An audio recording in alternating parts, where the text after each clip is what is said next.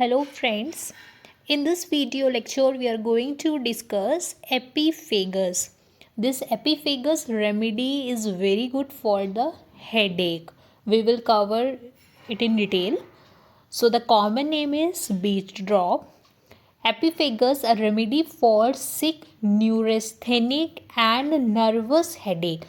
तो बेसिकली ये हेडेक की मेडिसिन होती है. ज़्यादातर हम इस मेडिसिन को कैसे यूज़ करते हैं, जैसे कोई फीमेल है वो कहीं कुछ काम करके आ रही है, ठीक है, कहीं कोई एग्जर्शन वाला वर्क हो गया जिसमें उसको ज़्यादा थकान हो गई, कहीं बाहर शॉपिंग से आ रही है, शॉपिंग से जैसे ही घर पे आई उसका तुरंत हेडेक होने लग गया.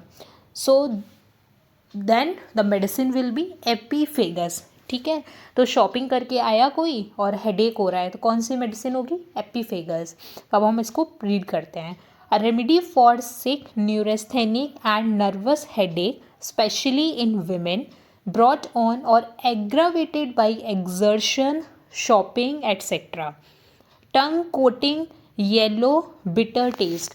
तो यहाँ पे ये लाइन ज़रूर याद रखना ना. A remedy for sick, neurasthenic, nervous headache, especially किन लोगों में? Women, brought on or aggravated by exertion, shopping. Tongue कैसी होगी? Tongue coated yellow, bitter taste, drowsy after meal, कि कुछ खा लिया उसके बाद में उसको क्या हो रहा है? ड्राउजीनेस फीलिंग हो रही है, बहुत ज़्यादा थकान हो रही है. Loose stool, subinvolution with dysmenorrhoea and congestion. Head की बात करेंगे, इसका हेडेक, ज़्यादातर हम इसको हेडेक की कंडीशन में ही देते हैं. तो हेडेक में क्या होगा? Pressing pain in the temple, pressing inward, worse left side, viscid salivation. तो एक तो कैसा हो गया? शॉपिंग या फिर कोई एग्जर्शन के कारण हेडेक हो गया, और headache specially left side words होता है.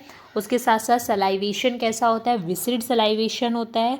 Constant inclination to spit, this is also important. Constant inclination to spit. Sick headache coming on when deviating from ordinary pursuits.